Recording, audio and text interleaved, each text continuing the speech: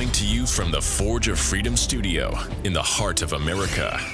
A podcast dedicated to preserving freedom and inspiring personal success. Freedom is born and lives through you, the individual, and it dies in the shadows of tyranny. Motivating our listeners to become well-rounded, freedom-minded people with the body of an athlete, the mind of a stoic, and the spirit of a warrior. The tree of liberty lives on through you, the Forge of Freedom. And now here's your host, Alex Ooley. Hello, everyone, and welcome to another edition of the Forge of Freedom podcast. I'm your host, Alex Ooley, and this is episode 25 of the Forge of Freedom.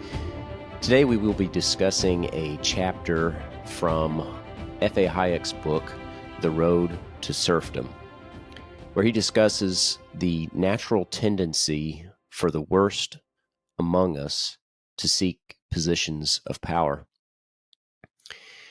F.A. Hayek was born 1899, died in 1992, and his real name is Friedrich August von Hayek, but he goes by F.A. Hayek. And he was an Austrian, British economist and political philosopher who made contributions to economics, political philosophy, psychology, intellectual history, and among other fields. And Hayek shared the 1974 Nobel Memorial Prize in Economic Sciences with Gunnar Myrdal for his work on money and economic fluctuation and the interdependence of economic, social, and institutional phenomena. And his account of how prices communicate information is widely regarded as an important contribution to economics that led to him receiving the Nobel Prize.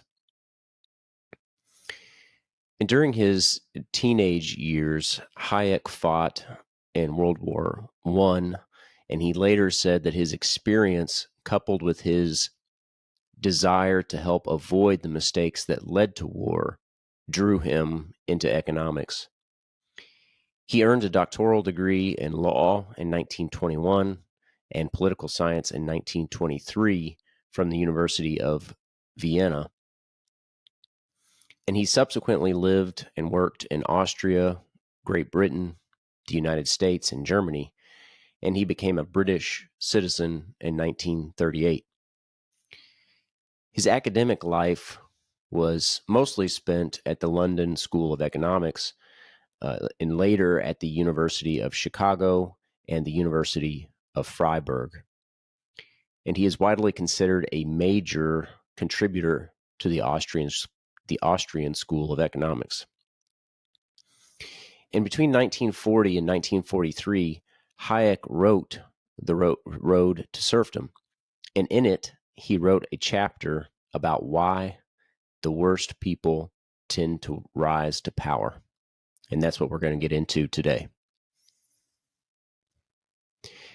In spite of freedom's remarkable global progress in recent years, from the collapse of the Soviet Empire and the end of Mao's rule over China to the growth of privatization, there is no sign yet of a shortage of statists with terrible and destructive tendencies.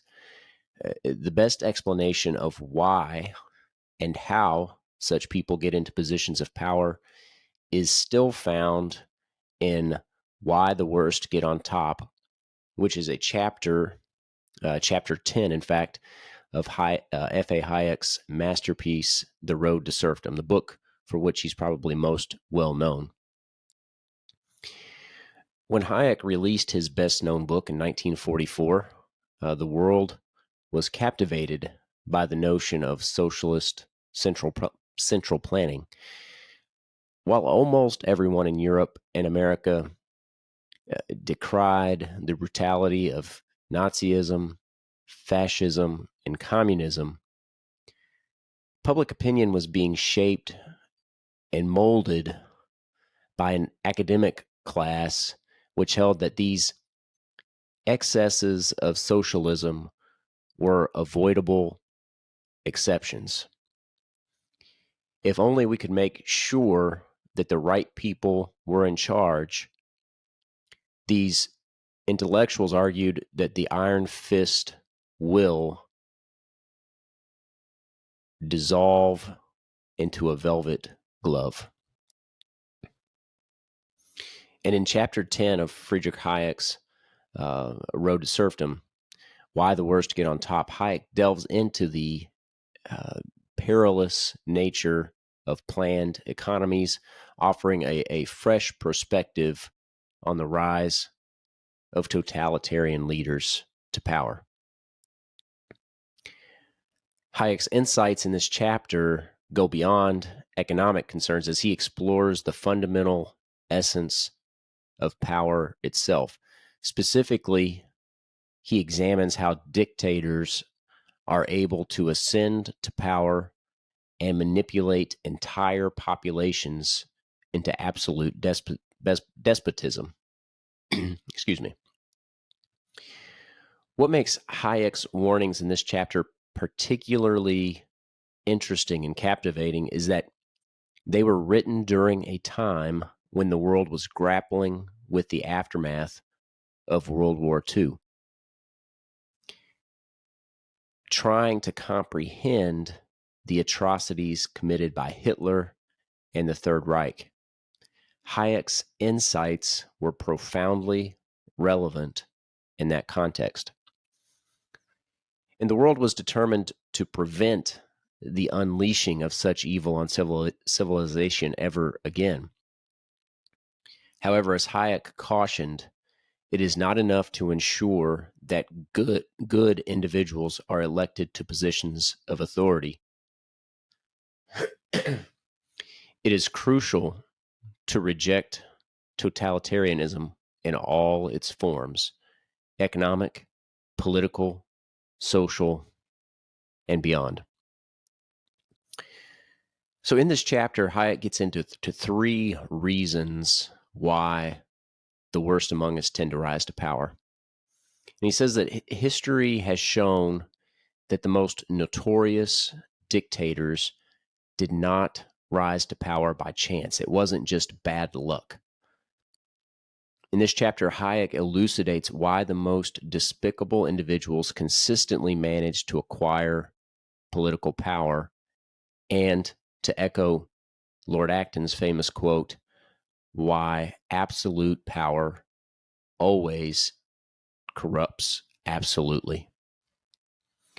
Hayek explains there are three main reasons why such a numerous and strong group with fairly homogeneous views is not likely to be formed by the best, but rather by the worst elements of any society.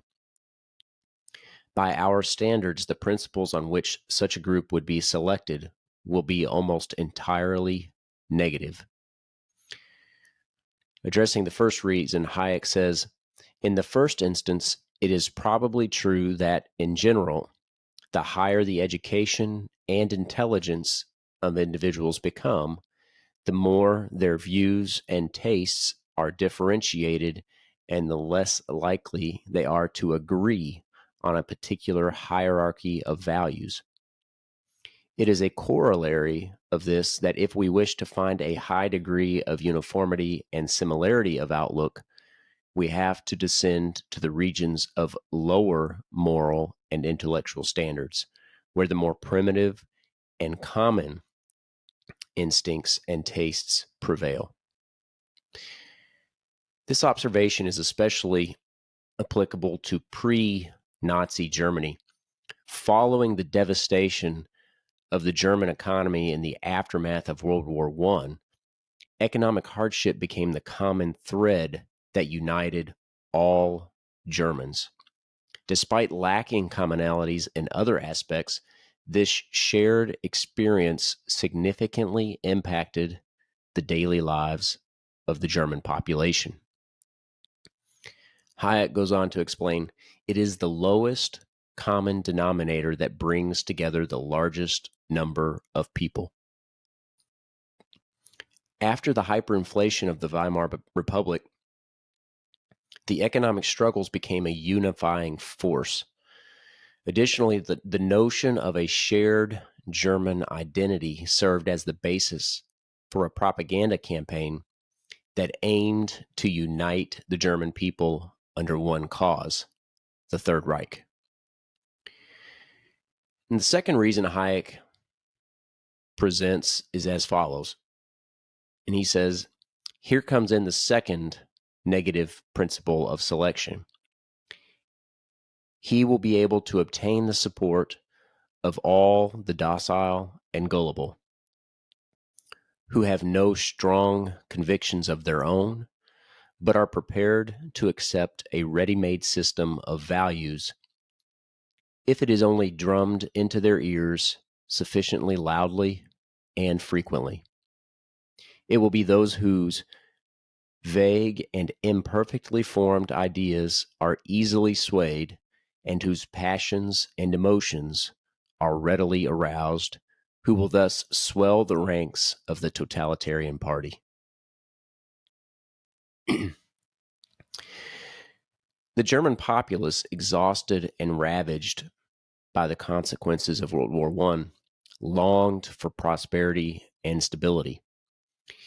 They were willing to accept any means necessary to provide for their basic needs. And Joseph Goebbels, recognizing this sentiment, skillfully manipulated the German people into not only submission, but zealous fanaticism. Propaganda campaigns relied on repetitive slogans and rhetoric that eventually permeated the psyche of the population.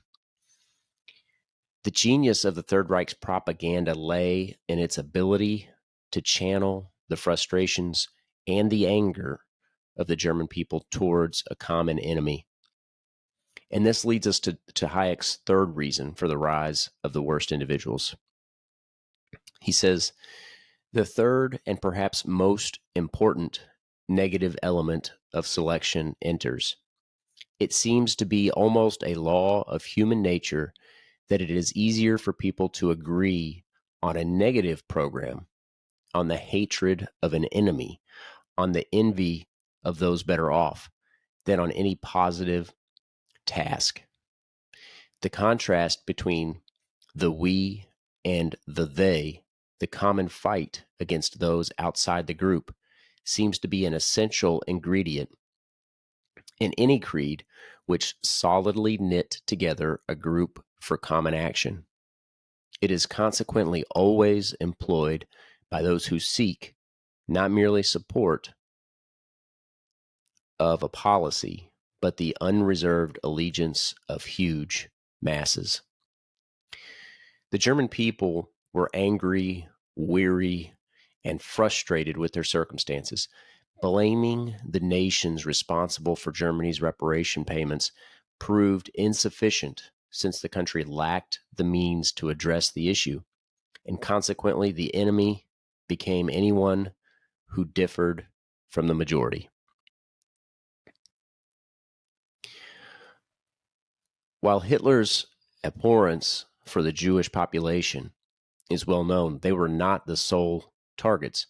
Anyone with German blood was deemed, without German blood rather, was deemed a threat to the fatherland and was to be eradicated. Many would argue that they would not have condoned the extermination of entire segments of the population. However, it is crucial to acknowledge that most Germans did not comprehend the extent of the situation at the time. They relinquished their power in their pursuit of change, unknowingly allowing unchecked atrocities to unfold. And as Hayek points out, there is a growing tendency among individuals today to perceive themselves as ethical simply because they have delegated their vices to larger groups. And what he means by that is it's not me that's doing this, it's the government, this larger group that's doing my bidding for me. So it's a deflection of responsibility. And this notion strikes at the heart of why all totalitarian regimes are perilous. By surrendering their power to an authority, individuals remove the checks and balances that prevent abuses of power. In such a situation, any action that can be taken will be taken, and the people, through their own actions, have permitted this to happen because they prioritized the ends over everything else. Think about it. Today, we are constantly pitted against one another by politicians seeking power. We can't let that Democrat get power or that Republican get power. We are pitted against each other based on classes that are constantly being parroted. Rich versus poor, white versus black, men and women, gay, straight, rich, poor.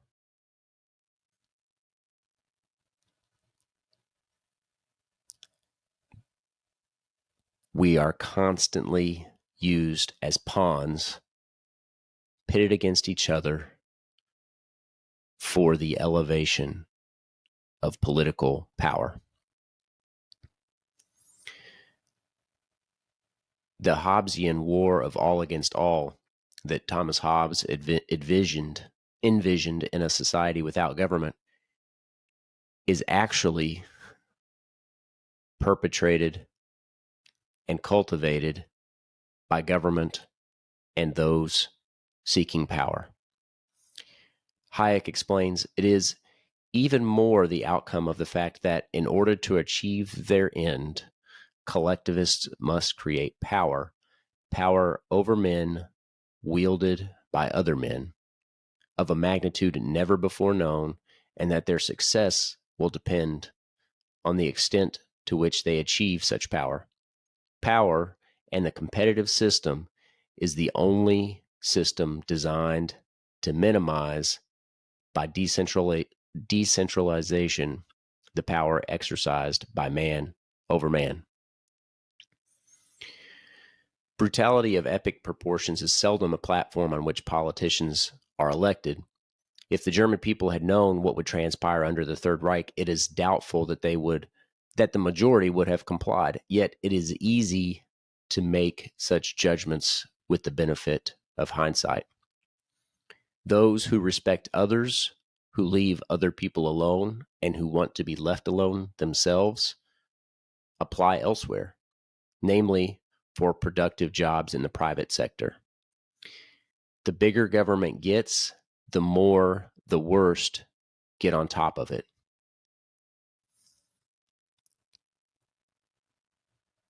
Even the worst features of the statist reality Hayek showed are not accidental byproducts. The rise of Hitler was not an accidental byproduct. The rise of Stalin, the rise of Mao, likewise, were not accidental byproducts, but phenomena that are part and parcel of statism itself. Hayek argued with great insightfulness that the unscrupulous and uninhibited are likely to be more successful in any society in which government is seen as the answer to most problems. They are precisely the kind of people who elevate power over persuasion, force over cooperation. Government, possessing by definition a legal and political monopoly of the use of force, attracts them just as surely as dung draws flies. Ultimately, it is the apparatus of government that allows them to wreak their havoc on the rest of us. And hardly a day goes by that more than half a century after Hayek wrote, that the media fails to provide new examples of the worst getting on top. look no further than the likely frontrunners for the President of the United States in 2024.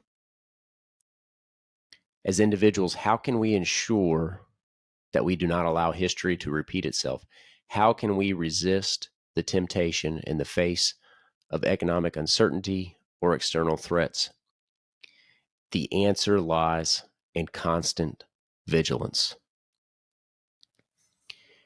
Beware of politicians who eagerly encourage you to surrender your power, to surrender power by the masses. When confronted with a decision like this, remember the timeless creed associated with Ludwig von Mises, who was an Austrian economist himself and wrote a book, probably most famously his book, Human Action. He said, "Do not give in to evil, but instead proceed ever more boldly against it." All right, so there you have it. I will link to Hayek's work in the show notes if you're interested in reading more about it. But essentially, it comes down to this: the people who want to control others have a tendency to go into politics, into government, into governance, because that is the role that allows them to control others. Whereas the people who do not want to control others, who don't want to tell other people what to do, tend to mind their own business and stay out of politics. So there's this natural tendency for the worst to come to power. But once again, I'll link to the some resources in the show notes, including Hayek's work, as well as a few other articles that might be of interest to you if this was a topic that you find interesting. With that said, thanks for tuning in. I hope you enjoyed the show. As always, don't forget to like and subscribe if you haven't already.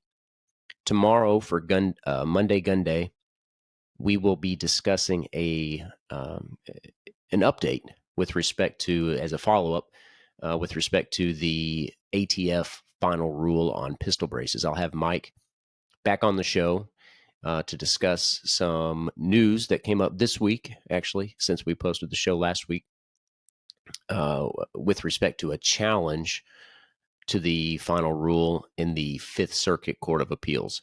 So tune in for that on Monday, and then we'll be back again next week as well.